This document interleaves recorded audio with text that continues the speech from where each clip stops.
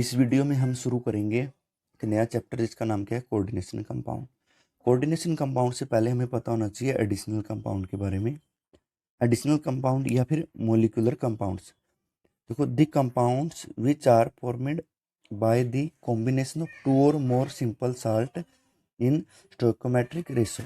ऐसे कंपाउंड्स जिसके अंदर दो या दो से अधिक साल्ट सिंपल रेशो में कंबाइन होते हैं, जैसे कार्नालाइट इसका एक एग्जाम्पल हो गया। इसके अंदर KCl MgCl2 दो साल्ट हैं और एक सिंपल रेशो में कंबाइन एक दूसरे के साथ। फिर एक इसका एग्जाम्पल हो गया एडिशनल कंपाउंड का, जैसे पोटास अलम जिसको आप फिटकरी बोलते हो, ये भी किसका एग्जाम्पल है, एडिशनल कंपाउंड का। जो आपके एडिशनल कंपाउंड है वो दो प्रकार के होते हैं, डबल साल्ट और कॉम्प्लेक्स कंपाउंड या फिर कोऑर्डिनेशन कंपाउंड। अब हम कुछ प्रॉपर्टी स्टडी करते हैं डबल साल्ट के रिगार्डिंग। तो these are the additional compound. जो डबल साल्ट है वो भी एडिशनल कंपाउंड का एक टाइप है, which are completely ionise into their respected ions in aqua solution. कहने का मतलब है जैसे पोटासियम है, ये क्या है, एक डबल साल्ट है। जब हम इसको वाटर के अंदर डालते हैं तो ये अपने रिस्पेक्टिव आयंस के अंदर डिसोसिएट हो जाता है। आयन के अंदर क्या हो जाता है, डिसोसिएट हो जाता है। जैसे के अंदर पोटेशियम था, एल्यूमिनियम था और ये SO4 नेगेटिव, ऐसे इन सभी रिस्पेक्टेड आयंस के अंदर ही क्या हो जाता है, डिसोसिएट हो जाता है। इसके ऊपर लिख रखा है मोर साल्ट। मोर साल्ट भी अपने रिस्पेक्टेड आयंस के अंदर डिसोसिएट हो जाता है, जैसे Fe+2 के अंदर, SO4 नेगेटिव के अंदर, NH4 पॉजिटिव के अंदर।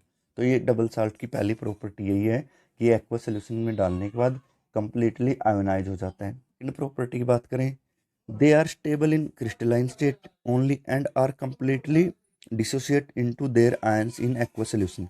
द एक्वा सोल्यूशन के अंदर ये अपने आयंस के अंदर डिसोसिएट हो जाते हैं, लेकिन जब ये सॉलिड फॉर्म के अंदर होते हैं तब ये स्टेबल होते हैं। They give positive test all of ion present in them.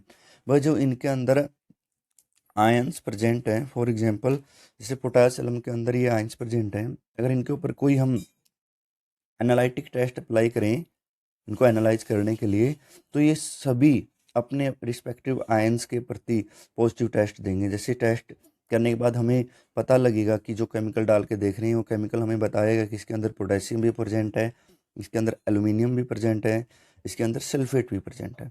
ये करेक्टरिस्टिक होती है डबल साल्ट की। और जो नेक्स्ट कंपाउंड है उसको हम क्या बोलते हैं, कॉम्प्लेक्स कंपाउंड। कॉम्प्लेक्स कंपाउंड की पहले हम प्रॉपर्टी पढ़ लेते हैं कंपैरिजन के बेस पे, आगे हम इनको डिफाइन भी करेंगे भाई कोऑर्डिनेशन कंपाउंड होते क्या हैं, उनके बारे में कंप्लीट इन्फॉर्मेशन भी मिलेगी। देखो, these are the additional compound which are can not dissociate, मतलब ये 100% डिसोशिएट नहीं होंगे एक्वा सॉल्यूशन के अंदर डालने के बाद, सिर्फ ये दो पार्ट में, एक इनका कैटाइनिक पार्ट होगा, दूसरा इनका एनाइनिक पार्ट होगा। ये एनाइनिक पार्ट है, ये कैटाइनिक पार्ट है। ऐसे कंपाउंड्स को हम कौन से कंपाउंड बोलते हैं, complex compound. Complex compound aqua solution में डालने के बाद डिसोसिएट नहीं होते। नेक्स्ट प्रॉपर्टी की बात करें, they are stable in both solid and aqueous. ये भी एक्वा स्टेट में भी स्टेबल होते हैं और सॉलिड स्टेट में भी क्या होते हैं, स्टेबल ही होते हैं। सेकंड क्या है, देखो, दे रिटेन देयर आइडेंटिटी। भाई एक्वा सॉल्यूशन के अंदर भी अपनी आइडेंटिटी को क्या करके रखते हैं, रिटेन करके रखते हैं। Their aqueous solution does not show same chemical property. भाई जब इनको हम एक्वा सोल्यूशन में डालेंगे ये नहीं होगा कि ये कंप्लीटली आयोनाइज हो जाएं और अपने हर एक आयन की प्रॉपर्टी शो करें, ऐसा नहीं होगा। ये अपनी डिफरेंट ही प्रॉपर्टी क्या करेंगे, शो करेंगे। देखो देखो, solution do not show same chemical property as shown by the compound from which they are formed. भाई जिससे ये बने हैं उसके रिगार्डिंग सभी की सभी प्रॉपर्टी शो नहीं करेंगे। जैसे हमने पीछे पढ़ा कि जो पोटासियम है वो अपने रिस्पेक्टेड आयंस की प्रॉपर्टी शो करता है जब हम उसके ऊपर कोई टेस्ट अप्लाई करके देखते हैं, लेकिन कोऑर्डिनेशन कंपाउंड के केस में ऐसा नहीं है। जैसे फॉर एग्जांपल दो कंपोनेंट लेते हैं हम, एक तो मैंने आयरन साइनाइड लिया, एक पोटेशियम साइनाइड लिया, इन्हीं कॉम्बिनेशन से एक कंपाउंड बना। अब देखो इसके अंदर साइनाइड है, तो साइनाइड किस में टूट जाएगा अगर इनको एक्वा सॉल्यूशन में डालेंगे, Cn नेगेटिव, Cn नेगेटिव। और ये साइनाइड होता है, ये क्या होता है, एक जहरीला सब्सटेंस होता है, लेकिन जब इनकी कॉम्बिनेशन से कोऑर्डिनेशन कंपाउंड बनता है लेकिन वो जहरीला नहीं होता। तो ये कहने का मतलब है जो आपके डबल साल्ट है वो तो अपने पेरेंट्स एलिमेंट की प्रॉपर्टी शो कर रहे थे, लेकिन कोऑर्डिनेशन कंपाउंड में ऐसा बिल्कुल भी नहीं है।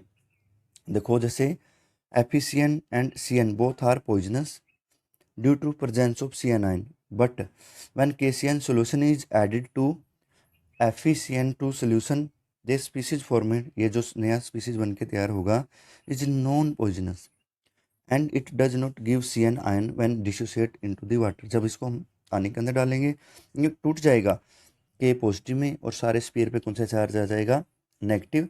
लेकिन ये ऐसा नहीं है कि CN के आयन को रिलीज करेगा। तो इसलिए कंपाउंड देखो, ये स्टार्टिंग के जो दोनों साल्ट है जहरीले हैं, लेकिन ये साल्ट जहरीला नहीं है। तो कहने का मतलब यही है कि अपने पेरेंट्स एलिमेंट की प्रॉपर्टी को शो नहीं करते। नेक्स्ट क्या है, कोऑर्डिनेशन कंपाउंड की डेफिनेशन है। In a coordination compounds a metal ion or atom is attached to group of the neutral molecules ions by the coordination bond. देखो कोऑर्डिनेशन कंपाउंड्स के अंदर क्या होगा, एक मेटल होगी, एक लिगेंड्स होगा। मेटल के पास वैकेंट ऑर्बिटल होंगे और लिगेंड्स के पास फील्ड ऑर्बिटल होगा। और लिगेंड्स क्या करेगा, अपना लोन पेयर मेटल के वैकेंट ऑर्बिटल में क्या करेगा, डोनेट करेगा। मेटल और लिगेंड्स के बीच में एक स्पेशल टाइप का बॉन्ड बनेगा जिसको हम बोलते हैं कोऑर्डिनेट बॉन्ड, और ऐसे कंपाउंड्स को हम बोलते हैं कोऑर्डिनेशन कंपाउंड। मेटल यहाँ पर इलेक्ट्रॉन गेन कर रही है और जो लिगेंड्स हैं ये इलेक्ट्रॉन का क्या कर रहा है, लॉस कर रहा है। लिगेंड के लॉस करने से और मेटल के गेन करने से जो स्पेशल टाइप का बॉन्ड बनता है उस बॉन्ड का नाम क्या है, कोऑर्डिनेशन बॉन्ड। तो कोऑर्डिनेशन बॉन्ड के कारण इनको हम कोऑर्डिनेशन कंपाउंड बोलते हैं। कई बार हम इनको कॉम्प्लेक्स कंपाउंड भी बोल देते हैं। उसका कारण ये है कि मेटल वैसे तो इलेक्ट्रॉन का लॉस करती है, लेकिन यहाँ पर मेटल इलेक्ट्रॉन को क्या कर रही है, एक्सेप्ट कर रही है अपने वैकेंट ऑर्बिटल्स के कारण, इसलिए इसको हम क्या बोल देते हैं, कॉम्प्लेक्स कंपाउंड। अगर हम रिप्रेजेंटेशन की बात करें कॉम्प्लेक्स कंपाउंड की, तो उनको ऐसे रिप्रेजेंट किया जाता है। जैसे कंप्लीट कंपाउंड को हम बोलते हैं कोऑर्डिनेशन कंपाउंड।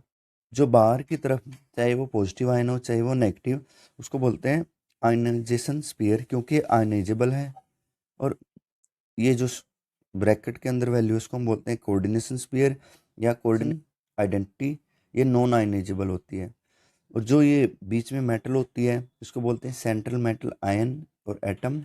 और जिस इससे जो एलिमेंट या एटम कंबाइन होता है उसको हम बोलते हैं लिगेंड्स। रिप्रेजेंटेशन में कंप्लीट को क्या बोलते हैं हम, कोऑर्डिनेशन स्फीयर। जो बाहर की वैल्यू होती है उसको बोलते हैं आइनोस्फीयर। जो ब्रैकेट के अंदर होती है उसको बोलते हैं कोऑर्डिनेशन स्फीयर या कोऑर्डिनेशन आइडेंटिटी। जो सेंटर में मेटल होती है उसको बोलते हैं सेंटर मेटल आयन। बाहर वाली स्पीसीज को बोलते हैं लिगेंड्स। जैसे ये भी एग्जाम्पल है, इतने को बोलेंगे कोऑर्डिनेशन स्फीयर, बाहर वाले को बोलेंगे आइनोस्फीयर, इस मेटल को बोलेंगे सेंट्रल मेटल आयन, और ये जो ये सेंट्रल मेटल आयन से कॉम्बाइन है इसको हम बोलते हैं लिगेंड्स। जैसे NH3 जुड़ा हुआ है तो ये किसकी तरह काम करता है, लिगेंड्स की तरह।